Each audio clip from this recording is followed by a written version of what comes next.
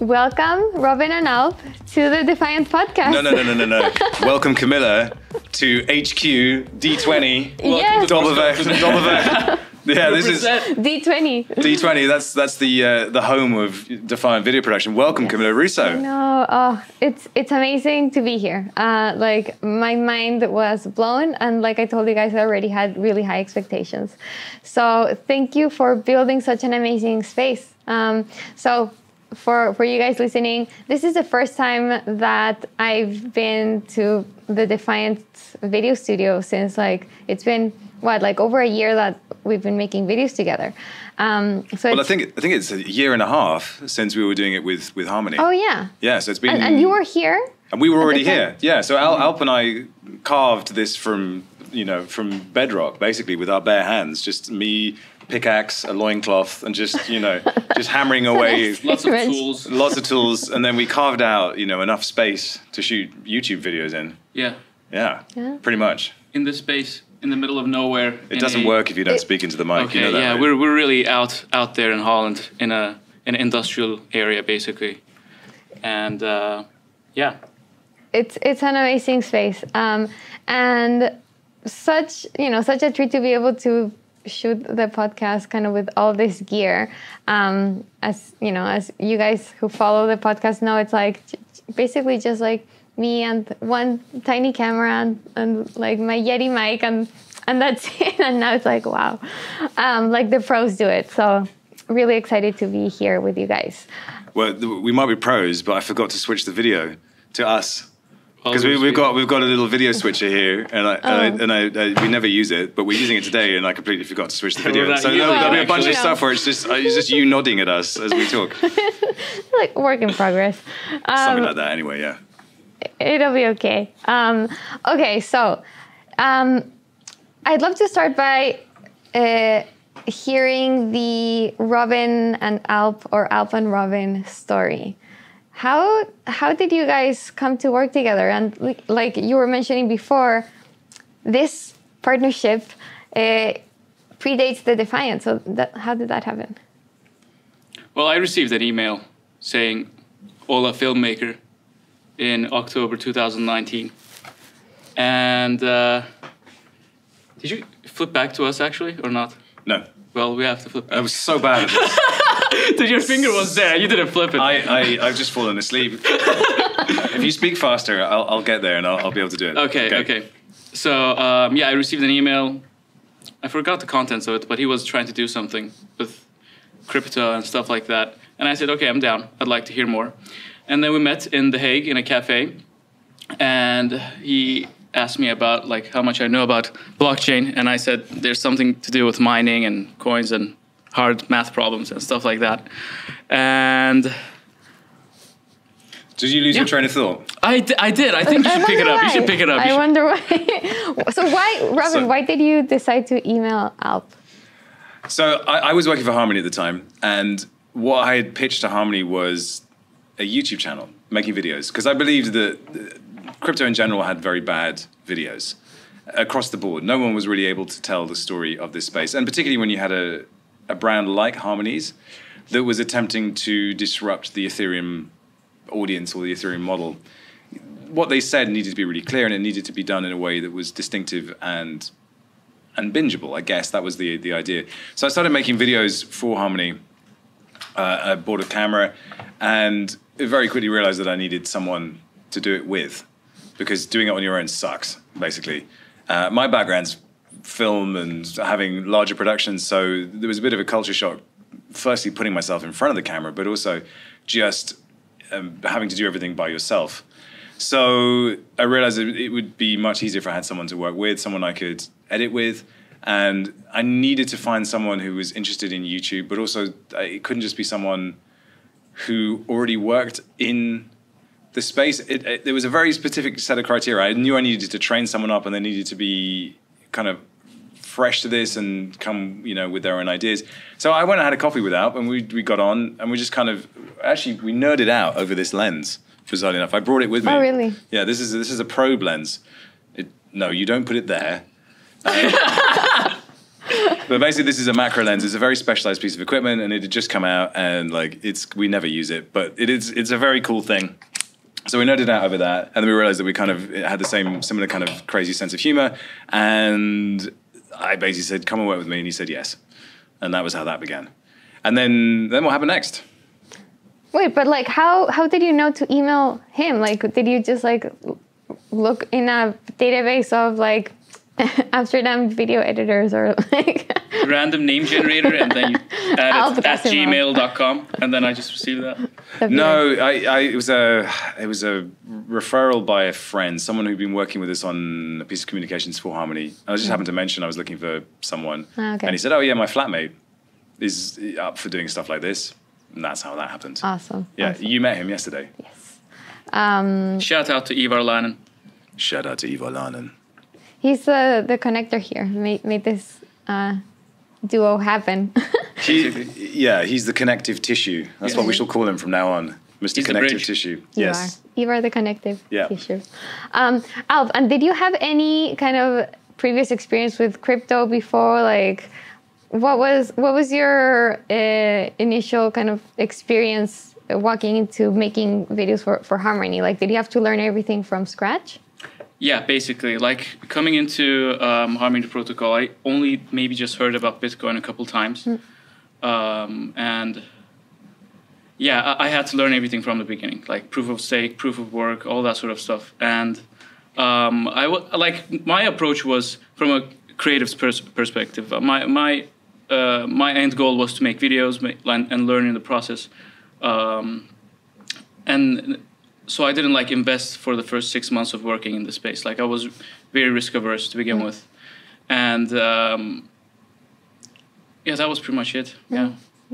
And what about now? Like after what has it been 2 years since you started making crypto videos? How has kind of your take on crypto evolved in that time? Like, are you like a believer now, or are you still in it like basically for the creative aspect? No, I think I got skin in the game after like 6 months. I briefly left Harmony, and Harmony paid me in Harmony tokens. They paid me a severance payment, and that was basically my first cryptocurrency. And I started playing around with that, and during that time, it started like blowing up, and I like overnight I made a couple $100, and I was like, whoa, what's going on here? Like, how is this possible? Like, so fast. Just the profits were insane at the time. And then, since then, I got really involved with the money-making side of it. You know, I thought this would be a good way to make some extra cash to buy a new computer for myself. So it started like that. And then...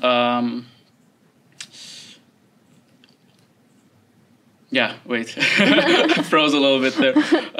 But how's it evolved? Like I started playing around with DeFi protocols then. I started staking sushi and started learning more about like the financial side of it. And Okay. Is it still kind of about like how you can use DeFi and invest different cryptocurrencies? Like, is that still kind of attractive to you, or like have you like also like ventured into NFTs, or have you looked into kind of other aspects that crypto might be interesting? Yeah, I mean, what I really like about the aspect is. Like being able to transact freely without any borders, and remaining anonymous still without like having a third party like acting as just having all your information, accessing all your information. I find that aspect attractive. And besides that, I did get into NFTs. But I was always like really skeptical because I thought like it's you can be really trapped in them. Like most of them become illiquid, and I'm still somewhat risk averse. I'm not taking too many risks, but somewhat I take risks in more like alternative coins for some reason, but not in NFTs. I'm not really sure why. I'm doing that. But so Robin hasn't kind of influenced you in that way. well, he gave out free NFTs, so which were pretty profitable. So I said, you know what, I guess I don't have to play the NFT game that much if. Robin's already doing enough of that for the whole office. Yeah. Shh. We say nothing about that. It's strictly black ops, that one. All right. Robin, how has your kind of take or approach to crypto changed since you started making videos? Since starting making videos, well, I was active in crypto from early 2017. So I saw the last big bull run, and I traded all manner of garbage, really. It was shitcoins, and I was just having fun with it. But also, I was just learning the space and learning the technology. Since making videos, I think it wasn't so much making videos, it was working at Harmony. It just taught me how little I'd actually known to that point. And it was so many things. It was the real nuts and bolts of protocols, particularly layer ones, like what's actually required to support and sustain a layer one, even just down to how many validators you need and the specifics of slashing and really like deep in the weeds. And then really also just management of teams, putting a team together. The Harmony office was very much go and work in the same hacker house. Once COVID hit, they had to, separate. And I think it really disturbs the way that they've been functioning, having to work remotely. And it took them a while to figure out how to put that together. But seeing Stephen, my old boss there, do stand-up meetings, 9 a.m. on Saturday morning, everyone comes in and he would spend an hour talking, bringing people up, explaining where they were at. That culture he brought over from Silicon Valley from working at Google and Apple, and you could see how he wanted to run the company. What I know now is that is not Web3. That's not how this space works. And when it moves at the speed that it really can move at, you can't do that. So there was just so many things that I learned about. Also just, when a community hates you, like what that's actually like. So I have an enormous amount of sympathy for any developers who fall on the wrong side of that and start to see that coming their way, because I don't think anything can prepare you for it. Just how bad it actually is when you're in the weeds. So all of these things inform how I look at protocols and I look at communities now. And I think the change that has happened is that I have a stronger conviction that the kind of the base layer, which is where does the strong conviction lie in the market? And it's a much broader base and it's a much bigger base now. Obviously, Michael Saylor is the name that jumps to mind, but you can see institutions, you can see larger players, larger names publicly supporting this space. Mostly it's Bitcoin, but it all trickles down. And it means that huge kind of just jaw-dropping bear market position that we found ourselves in 2018 starts to look less and less remote. And then we move to how regulation is accelerating, or the debate around regulation is accelerating. And you have this picture in your mind, actually, everything that we thought was the promise, the future, the mainstream adoption, it's here. That takes some kind of adjusting to, because you always feel like crypto is battling for survival, battling for recognition. It's happened. Yeah. And I don't think anyone stood up and said, yeah, no, we made it, because they don't believe it. But for me, it's already happened. And now we're in this next really bizarre phase where we have to figure out what kind of compromises we're willing to make. In 2021, Ethereum traders lost over $240 million to malicious bots exploiting their trades. Eden Network is a next-generation private transaction service for Ethereum, providing traders with MEV protection by submitting transactions directly to miners and away from the prying eyes of harmful bots. Eden Network recently launched Eden Rocket RPC, which compiles some of Ethereum's fastest private transaction networks. Join and get started now at rpc.edennetwork.io. I think that it's true. Like I felt like last year was crypto's mainstream moment. Like it was like nobody's doubting that crypto is here to stay, or at least like most people kind of know that what crypto is. Most kind of big institutional investors, funds, hedge funds have crypto in their portfolios. Most banks are offering some sort of crypto product, either kind of futures or exchange traded products and so on. And then NFTs like completely kind of blew people away, and I think that like brought in a whole new wave of a whole new set of people to the space. But at the same time, there's still like, if you look at the numbers, it's still kind of only 10% of like global population own crypto in centralized exchanges. So we're not even talking about like DeFi or Web3. That's like even a like much smaller percentage. So I agree with you, but like with that caveat that like even while crypto is known by everyone, and I think everyone accepts crypto to be a fact of life by now and not going away, there's still like a lot of room to grow and like a long path before like actual mainstream adoption of like, okay, people actually kind of owning and holding and using crypto in kind of their day-to-day lives. But okay, so I think that was like the story last year, kind of crypto arriving at this moment. This year so far, it feels like there's a lot of like major underlying forces kind of rising, right? It's like on the macro side, you have this backdrop where interest rates are increasing, inflation is rising in the US, like the pandemic is kind of ending. There's like all these like macro changes. The crypto market has been super volatile. Like it kind of crashed at the start of the year. Now it's stabilized, kind of like bouncing back. And all these kind of also like regulatory moves and announcements from the US with the executive order, to the EU and their move on non-custodial wallets, to the UK and stablecoins recently, to like central banks considering CBDCs. Like, I don't know, it's like these like really big moves. And of course, like with the added like important component of like the conflict or the war in Ukraine. So I'd love to know kind of your takes on this. Like you are making videos almost every day on all the kind of latest breaking news and tutorials and big stories with our Defiant Weekly. So you really kind of have gotten kind of in the weeds of like all these like major stories.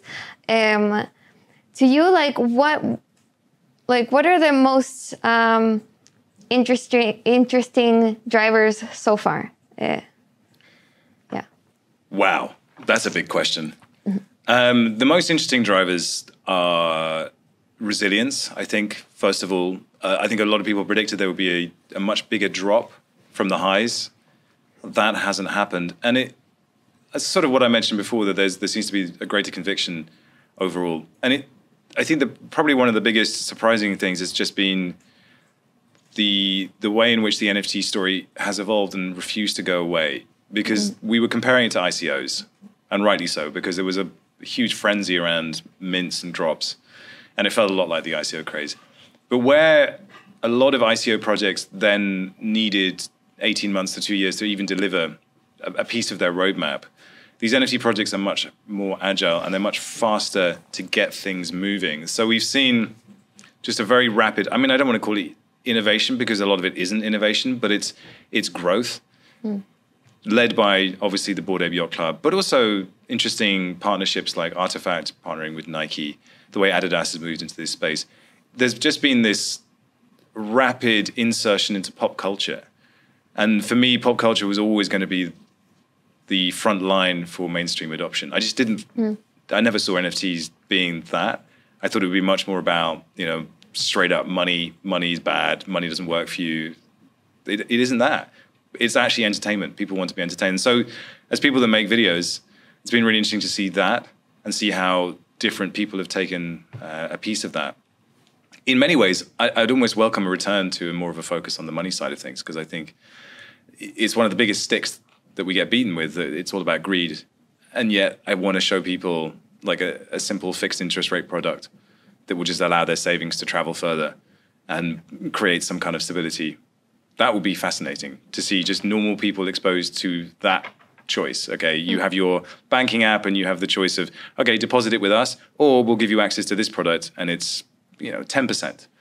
Like people would bite your arm off for 10% on just savings with no downside. So I think we're going to see some really interesting conversations around stablecoins, how to regulate them. And the UK's shown its hand now in terms of it wants to reposition London as a kind of major financial center around crypto assets. Whether they can do that or not, I don't know. And obviously, all eyes on Janet Yellen in the States. Those conversations, I think, for me, are where the rubber hits the road. It's NFTs and their unstoppable drive into pop culture, and then this raging debate around stablecoins. What is also really interesting is that Russia's invasion of the Ukraine, let's call it what it is an invasion, has completely just shaken Europe to the core, shaken NATO to the core, and forced it to rethink, everything. And so we are going to see an awful lot of things be reconfigured. Where do we get our energy from? How do we even manage money cross-border? How do we keep Russia out of the financial system? I don't know. And so obviously the war has to have a place to play in all of this. And you can just feel it, right? You can feel money just being undermined. Like the money that we're used to, fiat currency, being undermined by everything in the world. And it's really strange to see that just kind of happen in front of you. And what money is going to be in the next 10 years, I don't know. But I know it's not going to look like what it looks like now at all. I agree. Alp, to you, which have been the most interesting stories this year? This year, I just wanted to add to that idea of like we're gonna have a big drop in Bitcoin's price. Like we've been talking about this for over a year now. Like last year we said, okay, the bear market's gonna begin in August, and people started saying Q1 2022, and then we keep expecting a big drop in Bitcoin or like other cryptocurrencies and enter a proper heavy bear market, but it's not really coming. Or we've entered a stage where it's the super cycle where the super cycle. The percentage. He said drops. it. Yeah, I mean it is what it is, hit it. So percentage drops are gonna be lower with the established coins, I guess. Why are you wearing your glasses, by the way? Because it makes me look cool. Okay. Yeah. Let it be known that those glasses are absolutely useless. Fake news. Fake news. Doesn't need them. I tell you why I'm wearing the glasses. It's because we went out for drinks with Camila Russo last night, and she's a fiend, and I'm hungover today. That's a good enough reason. Okay, Alp. But why do you think that we might be in this kind of so-called super cycle, or just at least that the bear market won't be as steep or as deep as it was in 2018, 2019? Well, a few factors. First of all, like last year, we saw a huge boom in the mainstream adoption of crypto. So getting more people involved in it and having more people starting to believe in it, it plays a key role in it. And besides that, having large companies and well-established brands getting into it and including it in their balance sheet and stuff like that also helps. Yep. Establishes a even bigger trust and belief in the technology. So I think that's the main one. Yeah. We're all waiting to see what what's gonna come out now. It's gonna drop. Thanks. Nice. Thanks, man. Okay. Finally. I want to go back to the topic of Ukraine and Russia. I think it's posed such interesting questions about money, about the financial system being weaponized, and what role crypto plays in all this. So on the one hand, on the fiat side, the U.S. and Western Europe are using sanctions to kind of coerce or like force Russia out of the Ukraine or into a position. So taking Russian banks out of the SWIFT system, imposing sanctions on Russian oligarchs, and so on. Prohibiting companies to transact with Russian counterparties, and this might or might not have an effect, and that's debatable. But the fact is that the traditional financial system is being used as a weapon, effectively, instead of like going in with their tanks and armies. The West is fighting Russia with money, with like the financial system, and that's super interesting. Of course, like this time, Russia is kind of the bad guys, at least in my eyes. But like I wonder, what happens to the time when the good guys are being attacked with the financial system? It's like, okay, so like this time maybe we can all stand behind like sanctions and like money being weaponized because it's like against the bad guys. But like, isn't it, I think it's to me, it's like conflicting the fact that, countries can use the financial system as a weapon when I think, like everyday people in Russia, I don't think should be necessarily punished for this. Like they should be free to transact.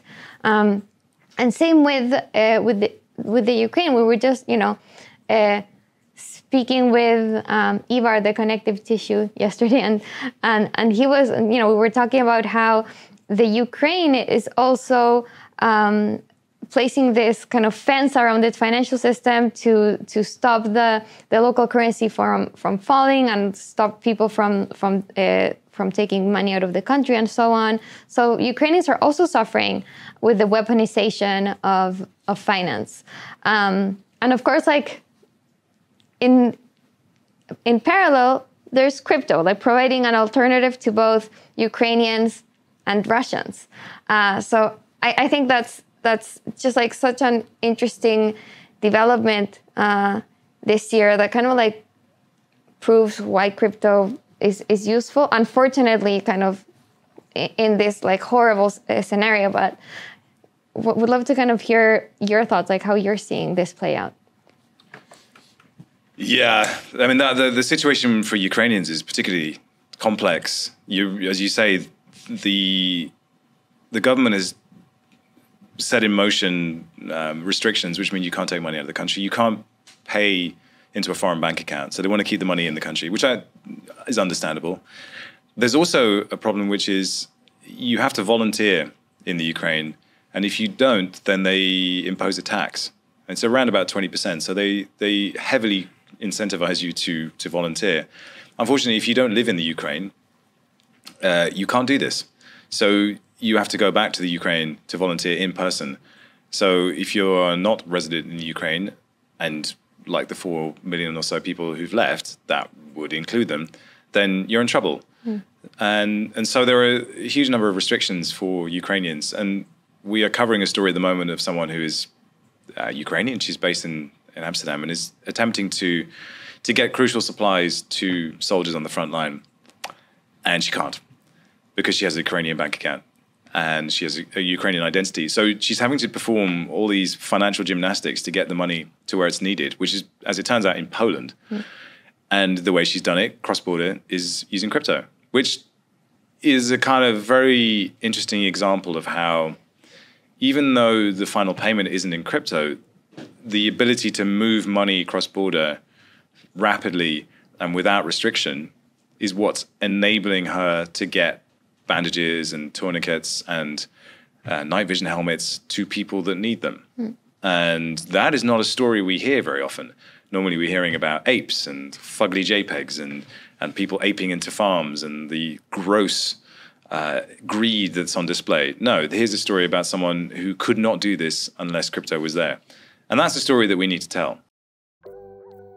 When you shop for plane tickets, you probably use Kayak, Expedia, or Google Flights. So why would you limit yourself to just one exchange when you trade crypto? To make sure you're getting the best possible price, you should use a DEX aggregator like Matcha. Matcha routes your orders across all the various DeFi exchanges on Ethereum, Polygon, Avalanche, BSC, Phantom, Celo, and Optimism. With Matcha, you can make limit orders on-chain, so you can set and forget your DeFi trades, and now Matcha even offers gasless trading. Head over to matcha.xyz/Defiant and connect your wallet to start smarter with Matcha. And so, I mean, I think you're right. There's effectively what's happening here is NATO is trying to deplatform Russia.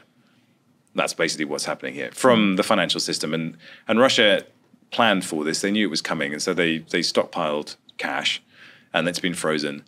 And we don't really know what's going on in Russia because, you know, they paint these lovely, pretty pictures on national TV and everyone, you know, eats it up. Peskov has said this morning that he finds the loss of life troublesome. I forget what the exact wordage was, but there is a slow trickle of something like the truth from the Russian propaganda machine. But again, it's easy to paint Russia as the bad guys, and we have done, and they are the aggressor here. But like every government is a bad guy, in my opinion. And what Web3 really is all about is starting from a position where we cannot and should not automatically trust institutions, whether they be, you know, large VC-backed Web2 firms, you know, controlling our data, or governments, because we can't. And they've proven repeatedly that we cannot trust them. And that's where Web3 starts from. Where we arrive at and where the trust sits, I don't know. But then we have, you know, we have Trump with Truth Social attempting to create a platform where anyone can speak. And then we have Twitter.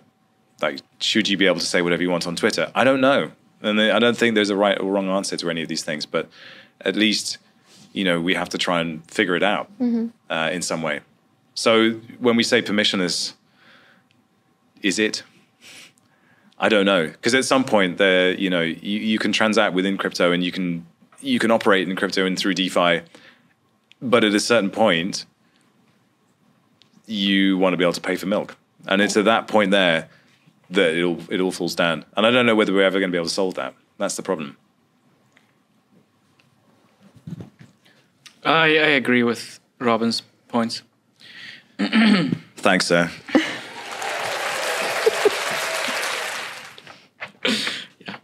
Wait, is that it? Oh, wait. Yeah. It was going so well as well. We were very serious. It went very quiet. Everyone just kind of chilled down, and then you did fine. that. Let's keep it friendly. You know, we're having a friendly chat here. But yeah, it's not just Ukrainian people that's being screwed over because of the situation, right? As you said, like the Russian people are also in trouble because of basically one guy's decision. That is their president. And it's somewhat affecting me as well because my dad has business in Russia. He's currently there at the moment, actually. And it's making imports and exports more expensive, more trouble involved in it. And yeah, it's tough for everyone. I mean, this whole situation. Yeah. So I think, like, as you were saying that like all governments are bad guys. That's kind of a very, you know, it's an interesting take, but I think like it may be true, but maybe not in the literal sense, but in the sense that, you know, all governments have the potential to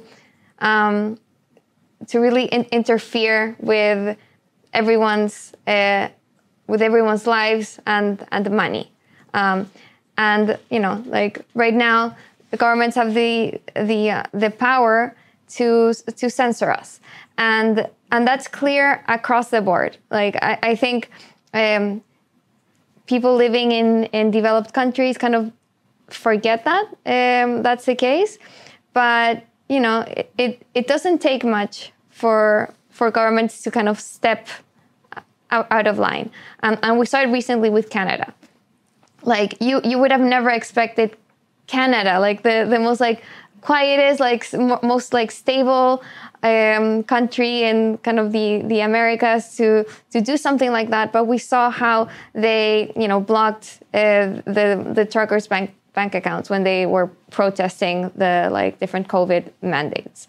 So, it doesn't take much for governments to step over that line. So I think, as we're kind of seeing these things play out, it's important to remember, okay, it's good that maybe kind of these sanctions will have like the desired effect on Russia, but it's not so great that governments actually have the power to do these things. Or, if you think it is, I think at the very least, it's good to have crypto as an alternative for people to actually be able to transact if, when that time comes. Though, as you rightly say, Robin, there's a lot missing, like infrastructure missing for that to be actually like completely effective, because kind of the bridges to the real world aren't always there.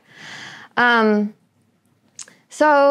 that's kind of probably the biggest story this year. And speaking of like institutions, I wanted to just like share with our podcast audience the experience I had this week at the CBDC conference, because it was very enlightening.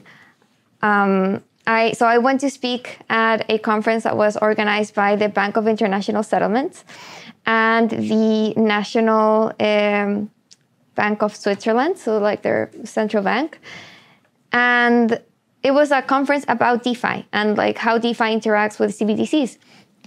So I went there expecting a group of people who were even like within these institutions, probably like open to DeFi and friendly to it, since they had organized this conference.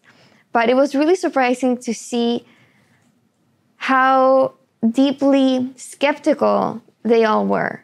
I mean, like I met tons of like lovely people, and I say this with respect, but it was surprising to see kind of how still behind the times they were. Just like a quick anecdote, the BIS employees still use the BlackBerry app, like the BlackBerry software on their phones. And to me, that's just like a sign of like, wow, like they are just like so behind in all respects. And, speaking about DeFi, like the main thing I got from them was like, just like this deeply rooted fear about this new system. And it was all about like the risk of DeFi. Like they were talking about kind of front running and sandwich attacks, like as if those things didn't start in traditional finance, and how, like money laundering and criminals can use crypto, and, like the tired kind of takes to the space. And just like very much focus on the risk and how to regulate it instead of kind of the opportunity. So I don't know, I was pretty surprised by it. And I think like the most like shocking comment that to me was like, I don't know, it kind of like really actually like bothered me, was that I heard at least 3 times from people in kind of in the BIS that to this argument of, crypto is an alternative for people living in repressive regimes or in corrupt governments or with devaluating currencies and so on.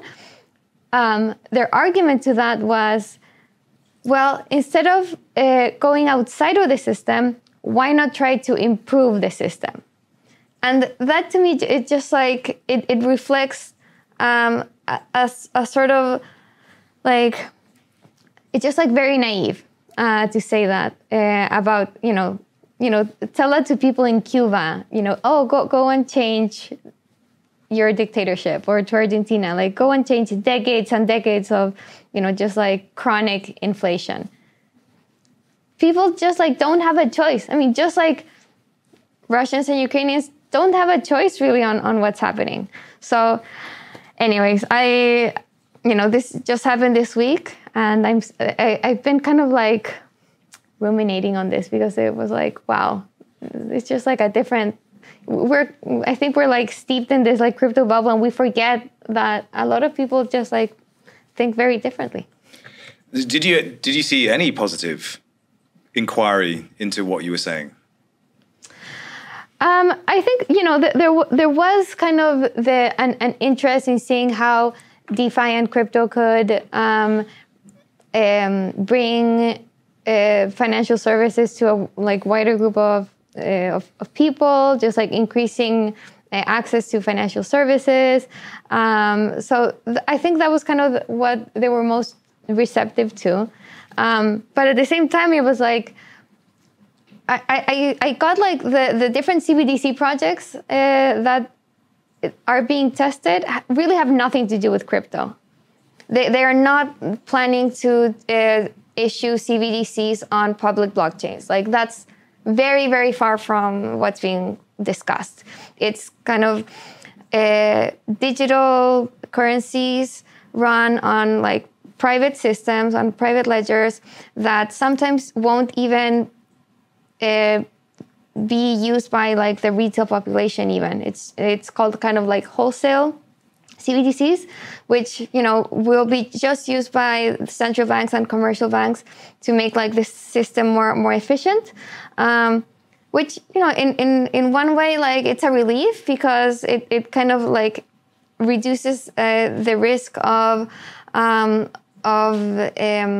like privacy infringement and kind of all these like big brother concern about CBDCs. So in that way, I guess it's fine.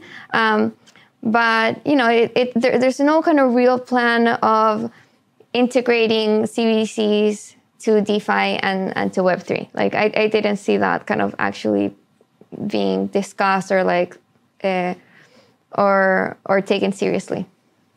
Yeah, I guess one of the big things about the money problem at the moment is, how do you stop inflation? How do you stop the money printer going brrr? Mm-hmm. If there is an unlimited supply and you can just keep printing it, then like it's always those who stand to lose the most are the ones that get hurt the most, and that's normal people. Mm-hmm. And Andrew Yang always talks about the decline and the destruction of the middle classes. Well, he's right; it's happening. Mm-hmm. It's happening extremely quickly. There's a real need for us to communicate properly. I think there's a real need for us to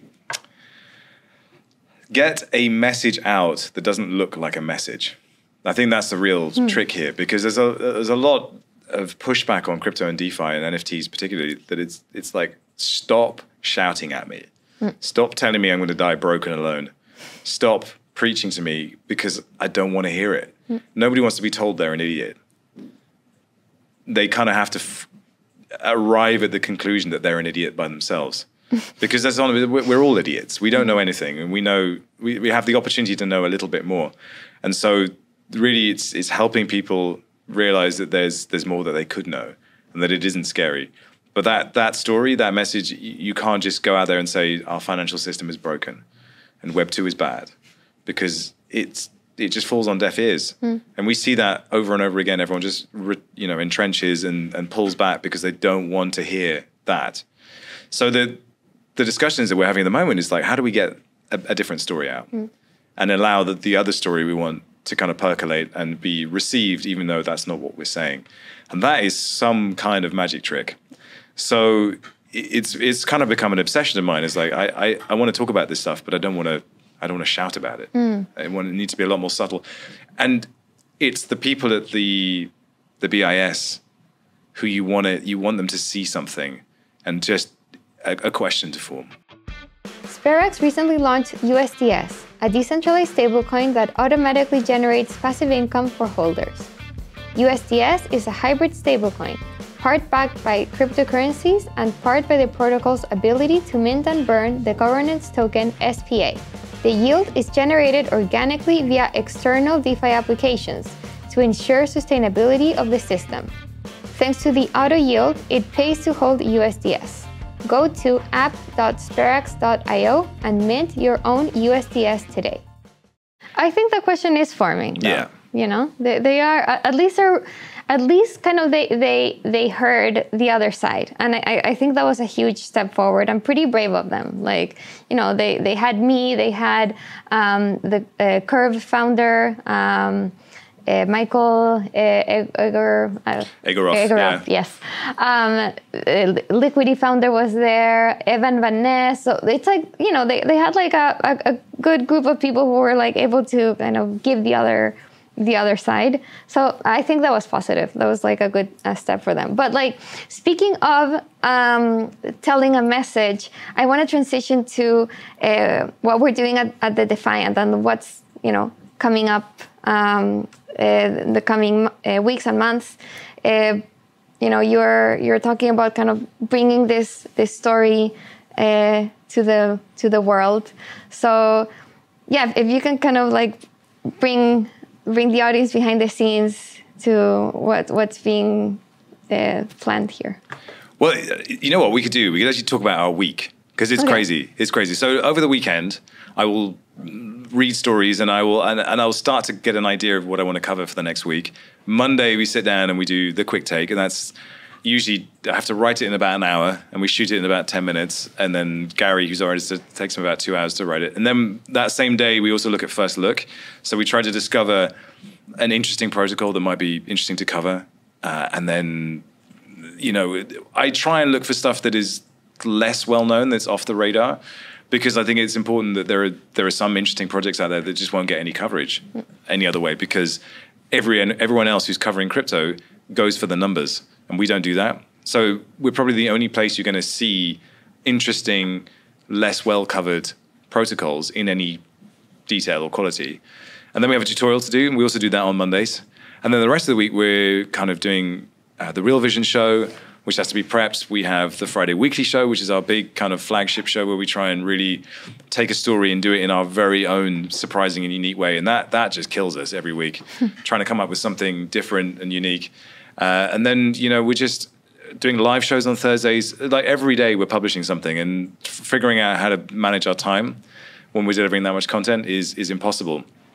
And what I realized was there are things slipping under the radar that we don't cover because they won't fit into our schedule. And what happened this year was we saw a couple of pieces of content, particularly Line Goes Up by Dan Olson, where he singled you out for criticism, called you a failed journalist. And it really pissed me off. And it got to the point where I was just like, I hate this space. I don't like what's being reflected back here. And I think that was a good reaction to have. But I also kind of went back and said, well, why do they see this? And why is it so off-putting for them that they can't forgive, you know, a young space tripping over its own feet, when what we see as the end goal and the beauty of this space is what makes all of that worthwhile? And I realized that we never show it. And that was a surprising revelation to come to, because I feel like we're shining a light on this space all the time. But what I realized is what we're shining a light on is all the things that they hate.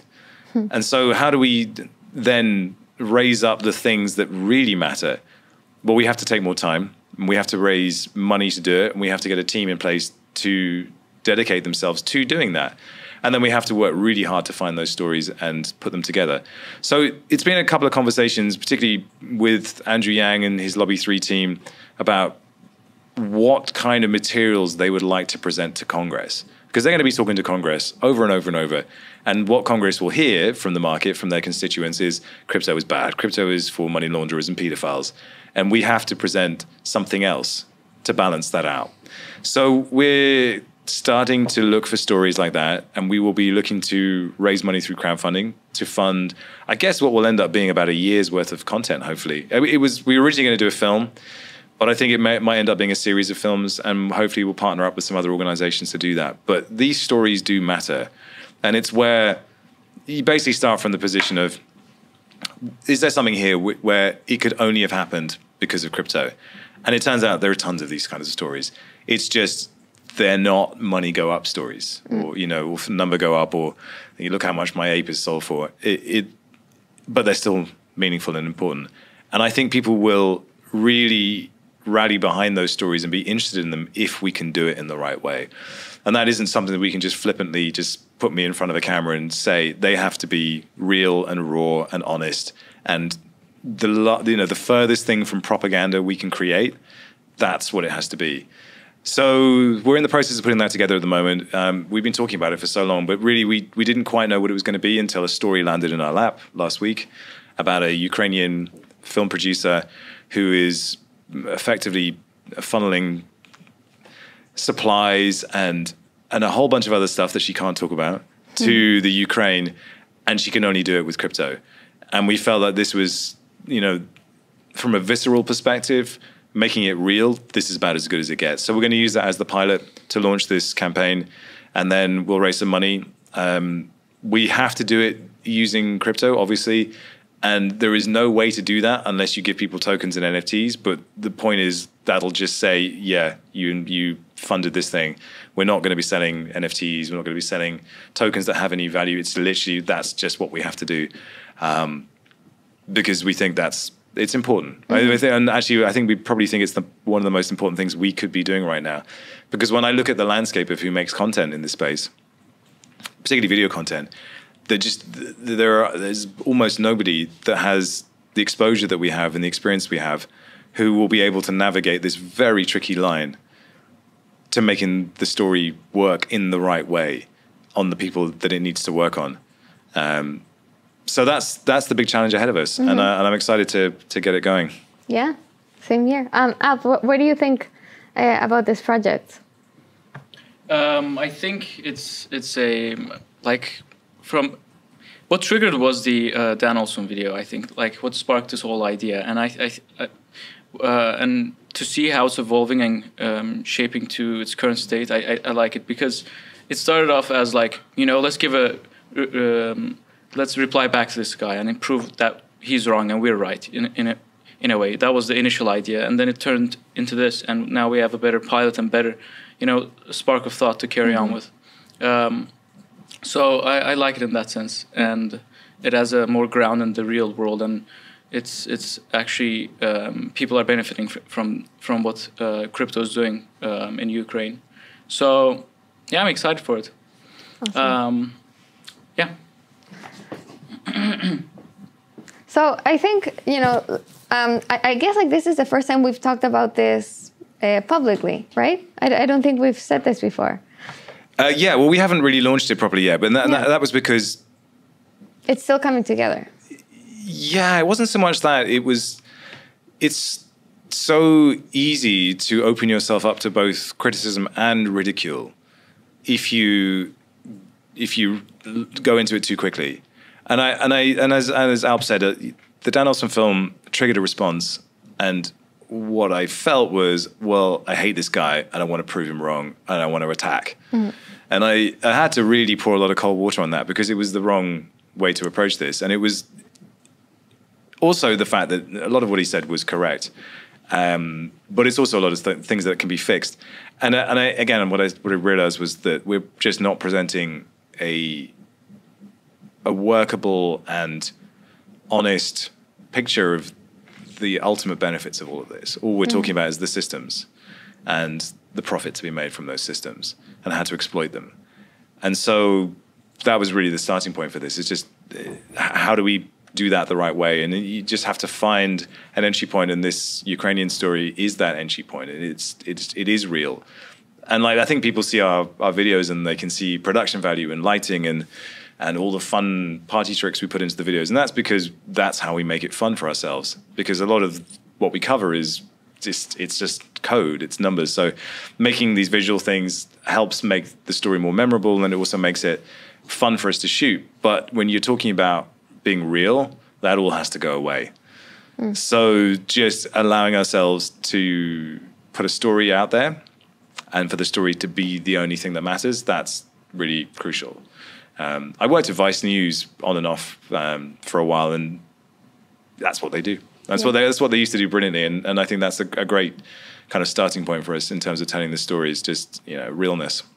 Yeah, I think that's exactly the approach to take with this. And I think, I wouldn't want this to be a response to Dan Olson. Like, that's not what this is about, right? Maybe that's what sparked the idea.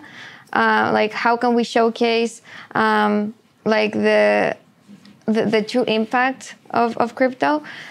But I'm glad that it's evolved beyond just like a reply story, but more about there's this actual kind of side of the space that we're not covering.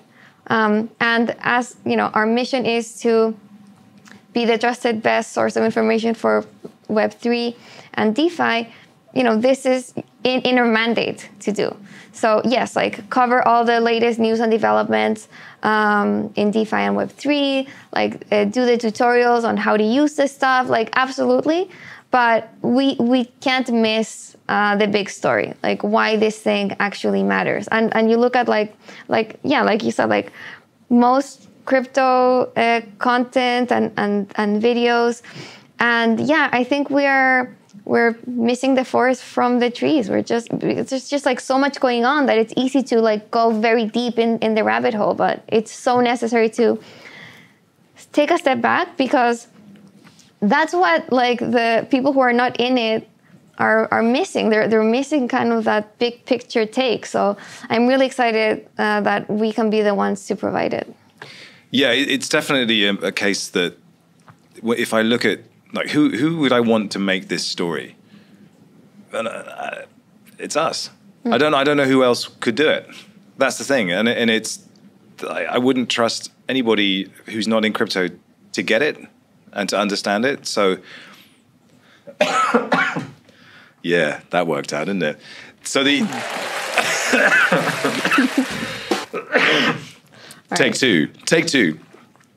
No, the issue is that, like, I think having come from Harmony, the appeal of the Defiant was we can float above everything and we can observe it from a distance, and we're not kind of infected or caught up in it.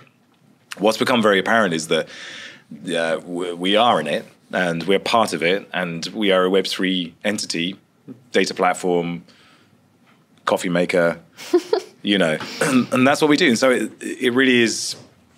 It becomes clear that there's a burden on us to stand up and put ourselves in the firing line to a degree by doing this and having an opinion, which is a hard one because we try to be objective and try to give everyone a fair shot, but actually we also need to have an opinion about this if we're going to utilize the tools and the primitives of this space to forward our own kind of business. So yeah, it's time to get political, baby. Yep, I like it. Oh yeah. Well, like, to be clear, like, the Defiant has an editorial line. Like, we are unbiased and objective in covering this space, but our position and our editorial line is that, we think that the future will be increasingly decentralized and that crypto will be used as an infrastructure layer for an increasing amount of industries. And, it will become, to me, like, it's clear that, blockchains will start to form this value layer on top of the internet, and that's what we call Web3.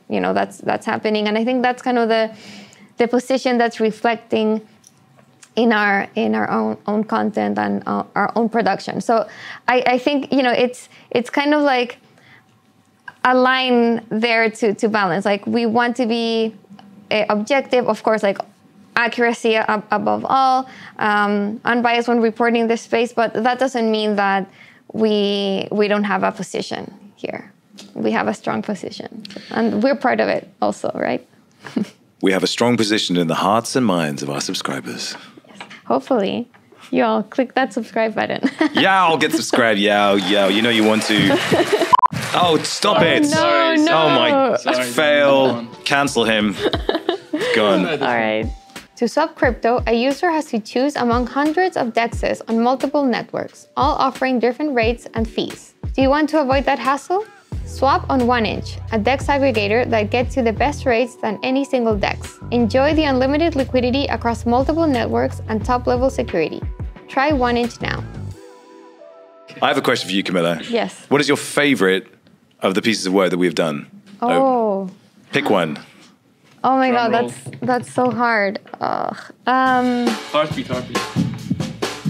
Let me see. There's just so many. You know, I definitely have a soft spot for the earlier pieces, because I remember just like starting to work with you guys and just like being blown away every week with, you know, the stuff that you were doing. So like the sushi swap ballad was amazing. I mean, that whole thing, like the Aavegotchi, like you kind of in this like in this jungle. I mean, that those pieces were just like were wild, and yeah, those are special to me because we're just like it's like the start of our relationship together.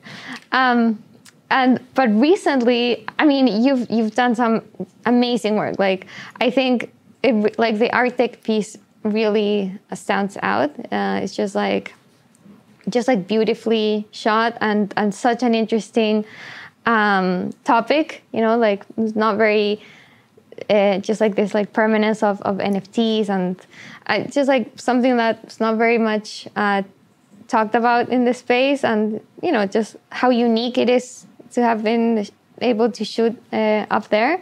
I think I really like the recent tomato merge piece. I think that was like a really good example of like our sweet spot. You know. Tomatoes are a fruit, yeah. Yeah. So Alp, explain to the folks back home how the creative process works. How the creative process works? Well, it changes every time, but basically this time what we did was we found some reference images, and well, it actually started with like inspiration. You know, well, let's watch some tabletop photography, tabletop videos of other people doing shooting. But how do we get to tomatoes? Oh, how do we get to tomatoes? Well, you just said why not? I mean, that was the trigger. But like, you also explain it by saying, okay, it's tomatoes have seeds, it's juicy, and you know, it's all covered in one like skin. It's red. It's tasty. It's a fruit. You're not doing this very well. I'm horrible. Well, I'm going to have to take you and instruct you in the art of explaining stuff to people. No, I think if you watched our videos, you would be like, how on earth did you come up with that? Like the Aavegotchi thing was nuts. But I think with the merge, like everybody was covering the merge, and everyone was doing a story about it, and I just thought, well, how am I going to make this a Defiant film? And so I started thinking about what we could do and how we could shoot it, and I was like, I know I want it to feel like a recipe or some kind of cooking, and then I was like, tomatoes. It just kind of came to me like tomatoes. We've got lots of different versions of tomatoes. They're cheap to get, so we could get lots of them and smash them up. But then I realized that ETH is like this building block for everything, and a tomato is like one of the most versatile vegetables, fruits in cooking. So it's like a perfect metaphor, and then we could just have so much fun shooting it and chopping it and squashing it and blending it. And that was the thing, really. It was the idea of the merge as a blender, just putting these two things together and making them one. That became the visual metaphor for it. But like coming up with ideas for these shows is. I challenge myself to do something different every week. Sometimes it's just an intro. I've been trying to push more and more onto the kind of more creative execution. But like with the Arctic film, I knew I wanted to give people the entire Arctic film in the first 30 seconds of the film, because then I thought they would keep watching. So I just kind of smashed it all together with some sound effects, and I was like, this is what you're going to get. And then, of course, we had Simon Wan come along. But some of the things we've done are just nuts, absolutely nuts. And I don't really know how we come up with them. Like the sushi song, for some reason, I knew it was going to be a song, and I knew it was going to be like Tiger King, and that was basically what it was. It was just like I just want to do the ballad of Chef Nomi as Tiger King. So good. And that was the it. rap. For what did you do that rap song for? So the pickle hack. The pickle hack. So yeah, pickle. Basically, that was the inspiration for that. Was somebody wrote a tweet saying we all serve at the altar of Dr. Dre, So someone wrote a tweet, and I was like, well, what if we did the entire story in rap? And that would have been really tough. But like, I've never rapped in my life before. And we just went, well, we could do this. We could do this. And then had to shoot all the music videos for that in literally an hour, and then edit them to deliver that afternoon. I mean, I think that's what people don't understand, is just how insane the editing process is for us. Because, you know, we'll sometimes have a half an hour film for Defiant Weekly, and we won't finish shooting it till midday on the day we're publishing it. And then Alp will take half, I'll take half, and then we'll just edit it. And somehow it gets published. And I don't even know how we know. Sometimes we look at it as like, how are we going to get this done? I don't know. We'll get it done. And we always do. It's nuts. It really is nuts. What was the insane one with the pineapple? Was that like for meme? Oh, that was meme. Meme, yeah. So that was insane. Yeah. So the meme one, he called it the degenerator. Mm-hmm. And then for me, I just kind of, I heard Joker. Mm-hmm. You know, what is this kind of wild, cackling thing? And then I basically took the trailer for the Joker and made it a pineapple. It was and then we just good. had so much fun doing that and smashing them out. And the thing about pineapples is there's lots of different ways that they can be carved up and cut and put them on pizza, and you know. And it just ended up being a really perfect metaphor for everything that we were doing. Yeah, we tend to do that actually, like using food. That, like last week was tomato. We did the pineapple. And we also, for the curve video, which is one of the classics as well, I think, we used a banana, and like that became a reoccurring thing throughout the film. Yeah. You know, you have it in the intro. Later on, Robin smashes inside a basket like a basketball, and then later I threw it at his head.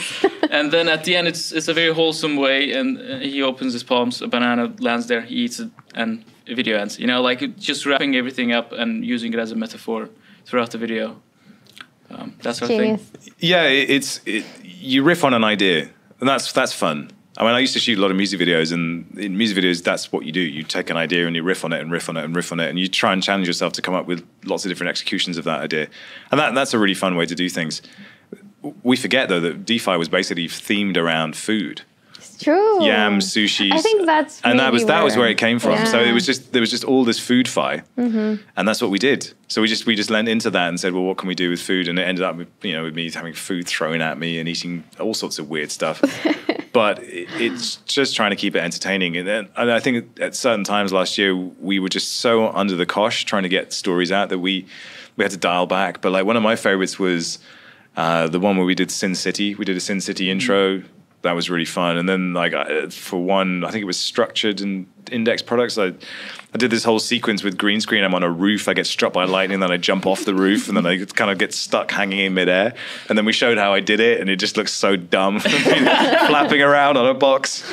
But it's kind of fun. And so now we're moving into a really weird phase, which is virtual production. And Cami, you've seen some of the equipment that we have, but really just understanding that the metaverse is such a big story, and that telling a story in the metaverse is quite challenging unless you build your own metaverse setup or your own holodeck. So we're using Unreal Engine, and we're plugging into everything that world can offer us: game engines, PFPs, and how you might puppet one in real time using optical motion capture, which is just it kills us.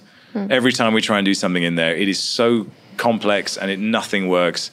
But we'll stick at it and make that a piece of our overall pipeline, and hopefully be able to produce with that the same way we can with regular optical cameras. But that's going to take us a little while to get there. But that's really an exciting kind of new frontier that nobody else is doing. Yeah. I mean, that really is like anywhere in the world, nobody's doing that on a YouTube schedule. So yeah, that's going to be exciting. It'll probably break us, but I don't want you to break, so take it easy. I can't wait to see how that goes, though. I mean, the stuff you've been able to do in this small space with fruits and veggies, I can only imagine what you'll do with like that crazy sci-fi equipment you have going on over there. That'll be exciting to see. But like I said, just step by step, Let's chill out, yeah. Okay, I guess just to start wrapping up, I want to ask you kind of the flagship or like standard question of the Defiant podcast. How are you defiant? I start? Okay.